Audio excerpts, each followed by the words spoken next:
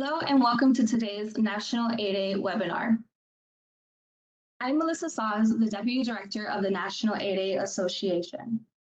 We are a nonprofit with a mission to provide education and guidance for all aspiring current and graduate 8As. We are also proud to work with minorities, HubZone, veteran-owned, women-owned, JVs, federal agencies, prime contractors, and industry professionals. Before we begin, I would like to let you all know that this webinar is being recorded and that all presentation materials will be posted on our website. If you would like to ask a question at any time during this presentation, please use the chat box and select everyone so that we can get to your questions after the presentation is complete. You can also email us at events@national8aassociation.org while you're listening to this presentation live or as a recording. Today's session will be on winning GovCon. Know the market, know the competition, and know yourself. We are excited to have Rich Wilkinson from Uninet presenting for us today. So without further ado, I'll pass the mic over to Rich to begin today's webinar. Thank you very much. Welcome, everyone. I hope in today's webinar you find some little pearl that you can take away from it. I think if you find just one good thing, we've had a productive presentation. Maybe there'll even be more than one. We're going to be talking today about winning, and it doesn't seem like it sometimes, but in GovCon, we have some really advantageous circumstances that commercial firms don't have. I know sometimes we complain about the government contracting environment and solicitations and so forth, but in the commercial world, they don't have the consistent set of rules that we do. Every single customer you sell to has a different set of rules. They solicit differently. They evaluate proposals differently. And even the amount of variation we see in GovCon is tiny compared to what it's like in the commercial world. But winning is more than just responding to a solicitation. And it takes more than just a good proposal. Today, you have to know your customers. You have to know the market. You have to know the competition. And it really helps if you have a really structured process for your pursuits and you know yourself. Today, hopefully at the end of this webinar, you'll be able to identify sources of customer information, how to discover information about potential competitors and past providers to that same customer. You'll be able to describe the elements that would differentiate your firm from another and compare the metrics of your firm to those like you. Now, we only have 30 minutes, so that's pretty intense for a 30-minute presentation, so we'll get started. Next slide, please. I'll just 30 seconds about myself because it will put some of the things I say in context for you. I'm a former contracting officer with the Navy. I've spent a couple of years doing services. All the new contracting officers do that starting out. And then I moved into hardware R&D. And I spent the rest of my time with NavAir managing development contracts for a piece of hardware called the Advanced Acoustic Signal Processor. It's a piece of gear that goes aboard surface ships and submarines in the Navy that listens to what's going on under the water and tells the sonar operators what they're hearing. If you've ever seen an old movie called The Hunt for Red October, that's the computer on board that submarine that was telling the sonar operator about the other submarines that were out there. Now, Tom Clancy was a really good writer, and he was just guessing, but he's a really good guesser, or was. After NavAir, I spent 10 years as a controller, working my way through GovCons from relatively small firms to firms, very large firms like CSC. And then I moved over to the software world, and I have spent 20 years in leadership roles with software companies, this one and others. I've been at Uninet for about 5 years now. I came to Uninet to help them build their solutions engineering group that does the software demos. And then I moved over to product marketing, where I could share a lot of what I've learned about GovCon over the years with other people. Next slide, please. It's a really challenging environment that we work in. Now, GovCon is tremendous market. For all the trials and tribulations of being a government contractor, I have to stop and remind myself occasionally, it's a $600 billion market just in DoD. And the customer in this market pretty reliably pays its bills. And you can't say that about an awful lot of customers in the commercial marketplace. But if you're going to grow, and GovCons all grow, the watchword in GovCon is grow or die. Now, there are a few firms that don't, but they are very much the exception. And it takes a little bit of money. You have to invest in certain things in order to grow your firm. Profit is not the ultimate objective for an awful lot of GovCons. We recently conducted a survey. It's our 5th year to do this survey. It's called the Gauge Survey. Invite you, in fact, to visit our website at uninet.com and look at our Gauge survey. The report will be posted later this week or early next week. And it compares not only this year's survey, but some of the prior year's surveys. One of the metrics we look at every year is how much profit does a GovCon make? Well, 56% of all of our respondents, almost 300 firms, said they make less than 10% profit. But that's not the whole story, because growing firms are eminently acquirable, and a very large proportion of smaller GovCons already have an exit strategy their first year in existence. But if you want organic growth, you have to win. And winning is the biggest financial challenge that our respondents in that survey reported. The marketplace is certainly growing. Not only are there a lot more competitors every year, but there's more money in that marketplace.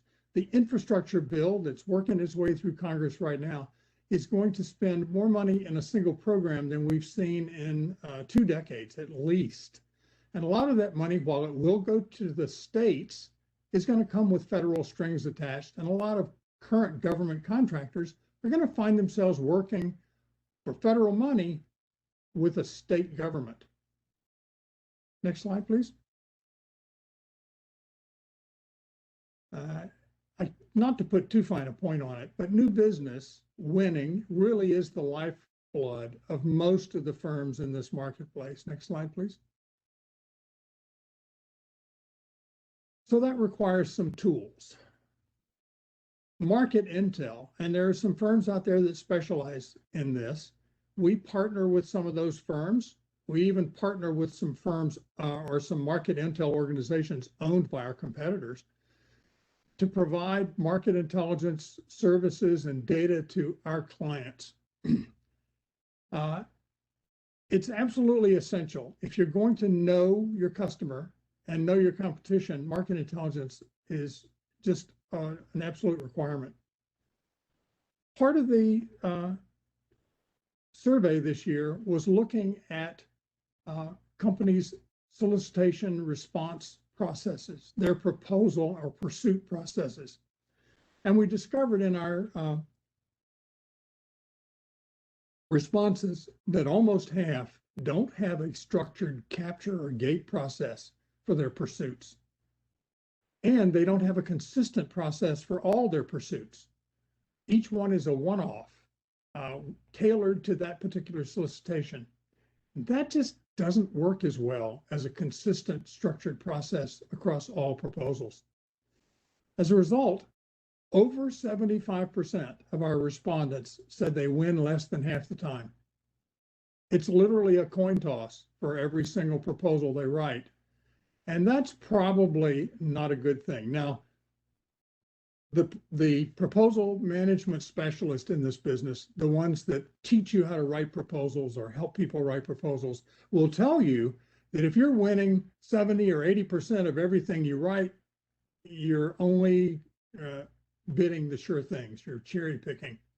And they say that's not the way to grow. On the other hand, if you're only winning 25 or 30 or 40% of everything you do, then you're shotgunning the flock. You're not focusing on specific proposals or objectives.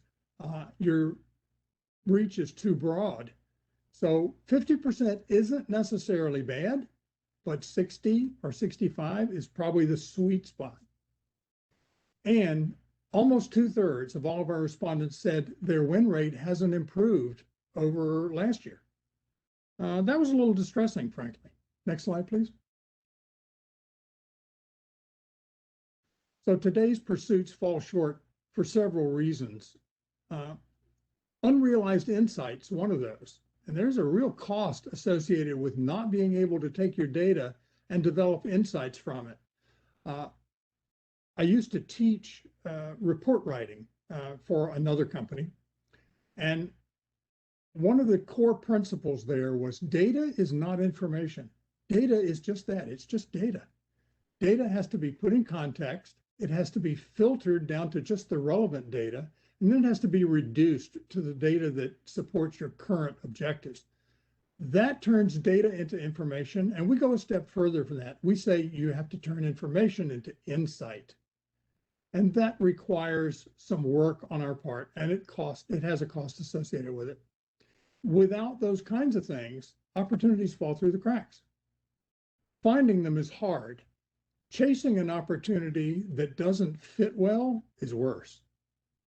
Every opportunity that you pursue, you should assume you're going to win. And if you do, it should enhance your portfolio with that customer.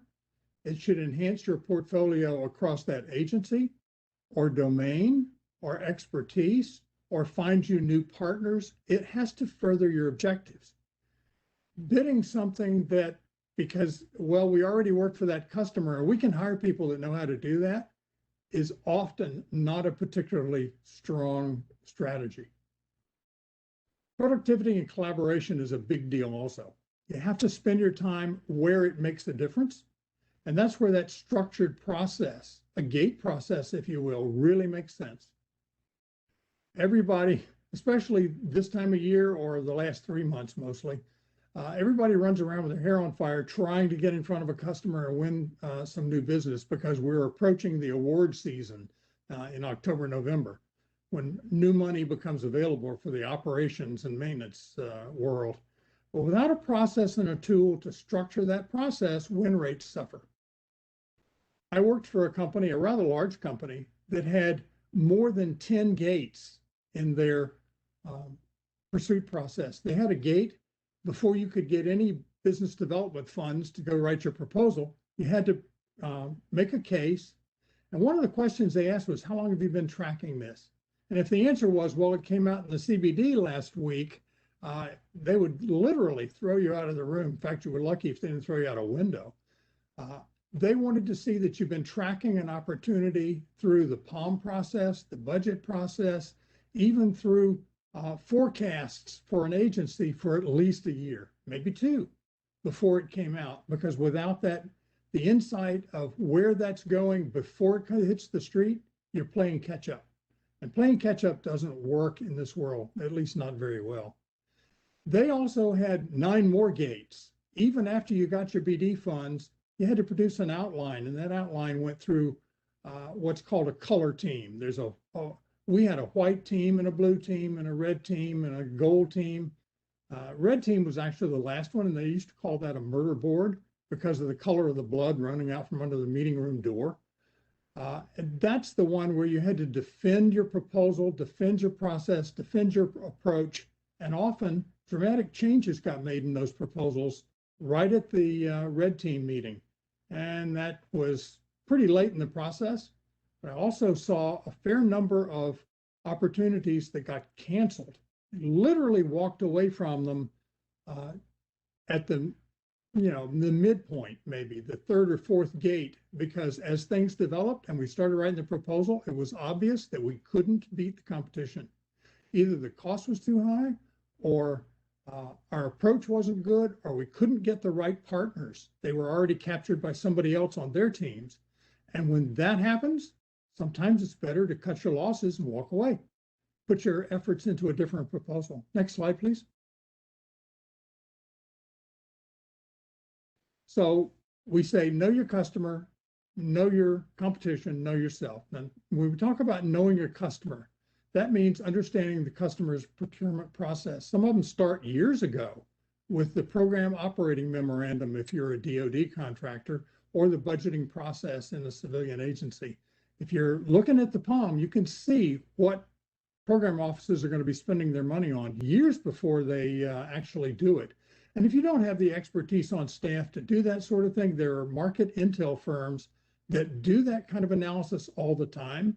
And a fair amount of it they give away, trying to capture you as a new client. And even once they have you as a client, it's relatively inexpensive to buy that kind of market intelligence from these firms because they produce it in mass and sell it to a lot of different firms, so the cost gets spread. Second, you need to focus on relationships. You know, in GovCon, the basic principle is a level playing field. Everybody has the same opportunity. Everybody follows the same rules. Relationships aren't supposed to be how we sell, but we all know that's not really true. Relationships matter, and a bad relationship can kill a deal in a heartbeat.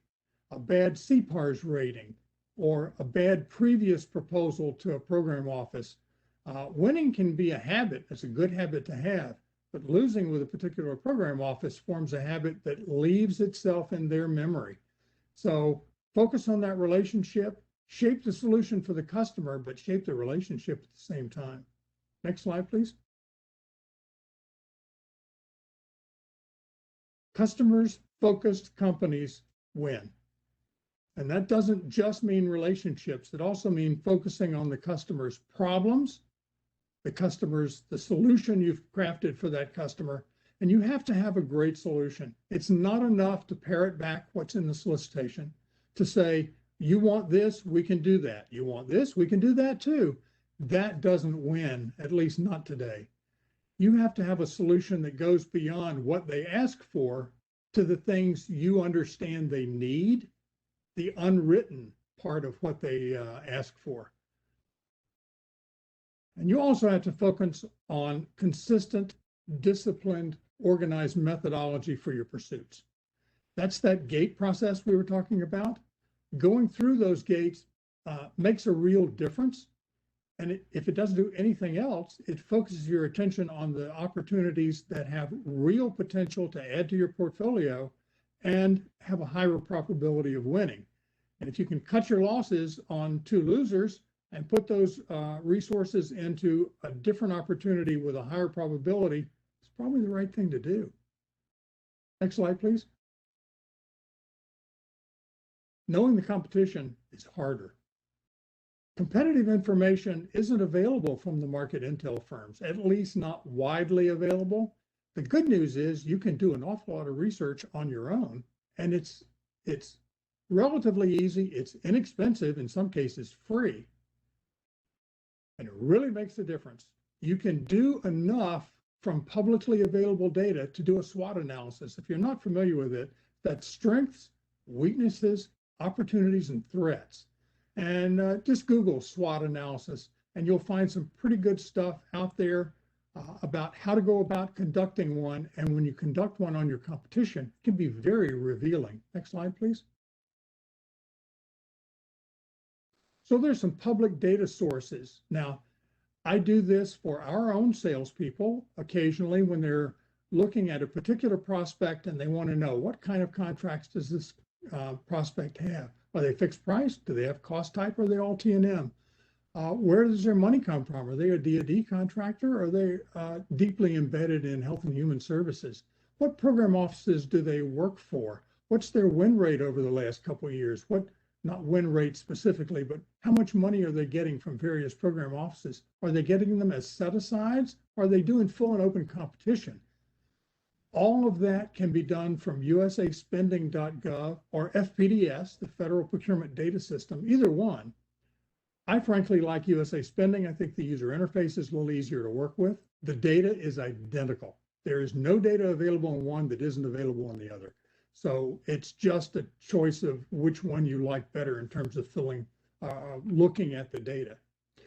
At the end of this presentation, you'll see my email address.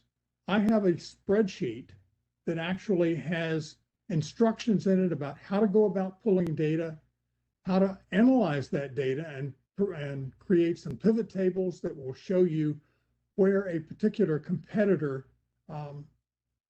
characteristics are. They're, what kind of company they are, where they win, how much money they get, their head count, things like that.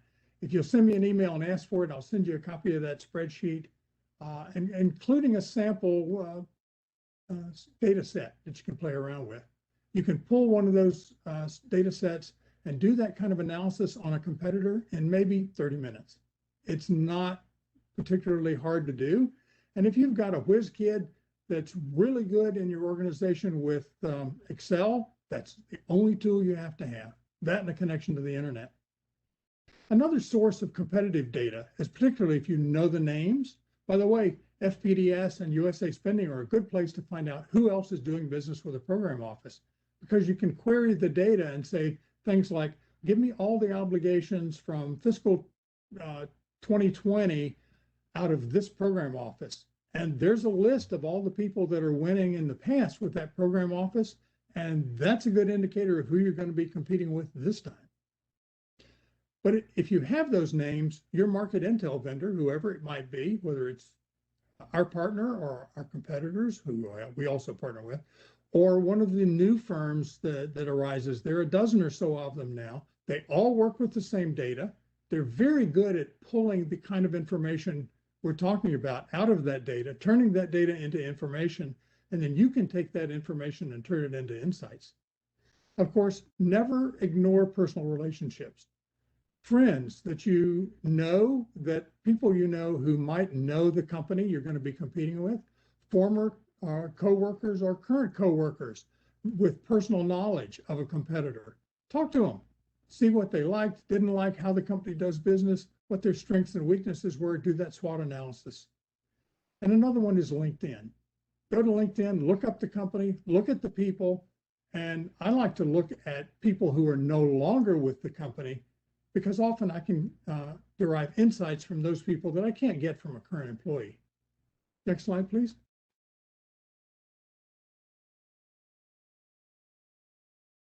And finally, know yourself. Now that has a lot of different pieces to it. Knowing yourself involves your own processes. It also involves things like your labor rates and your indirect rates and your resources, where you have people that are available and where you have labor shortages and need people, those kinds of things. And all of that data should be available from your ERP, your accounting system, or your enterprise resource planning system. That term gets kicked around a lot in this business, the ERP, and there are an awful lot of accounting systems out there that really aren't ERPs, but there are a few that really are and can give you that kind of visibility into resources, revenues, and where you have capabilities. You need to align your strategy to engage all the stakeholders across all the functions in your company. A structured process makes that easier to do, but in reality, putting together a team is an art. It's not really a science. You have to look at the solicitation, the requirements, the customer, and ask yourself, who is best equipped to guide us through working with this customer? And sometimes the answers aren't the people that come to mind right off the bat. Finally, only pursue projects that meet your company objective. I've talked to more than a few people that have said, well, you know, this really isn't in our wheelhouse, but, you know, and we can't make any money on it, but we'll make it up on volume. That doesn't work very well. There are times when I've bid jobs that I wasn't really crazy about, but I had a good chance of winning them. The work didn't really contribute to my capes and quals statement any, but it would absorb some overhead, absorb some G&A, and it would make other projects I had more profitable. And that's what I mean when I talk about enhancing your portfolio. Not every enhancement to your portfolio is a prestige contract. Some of them are just work that absorbs indirect costs, and that's useful too. Next slide, please.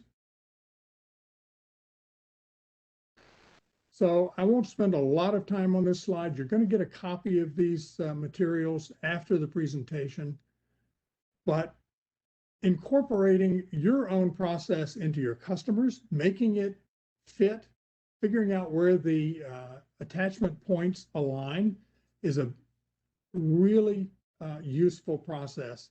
Now, some of this stuff is planning stuff. Part of it is market intel.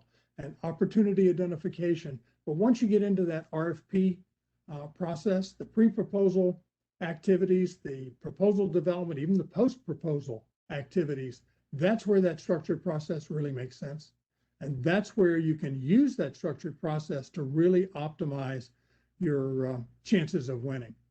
And don't neglect the post-proposal lessons learned. Even when you don't win, I hate the L word, I don't use it much, but when you don't win, there are lessons to be learned, and maybe you can turn it into a win next time from that lesson. Next slide, please.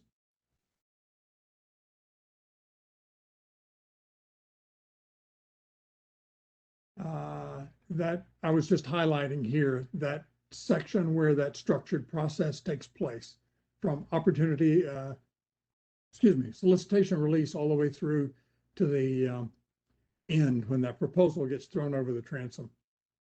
Next slide, please. We actually have an offering for users of our ERP that we call CRM for GovCon. We acquired a company a couple of years ago, actually last year, called Cosential, and we've taken their CRM product. That's the box in the middle there.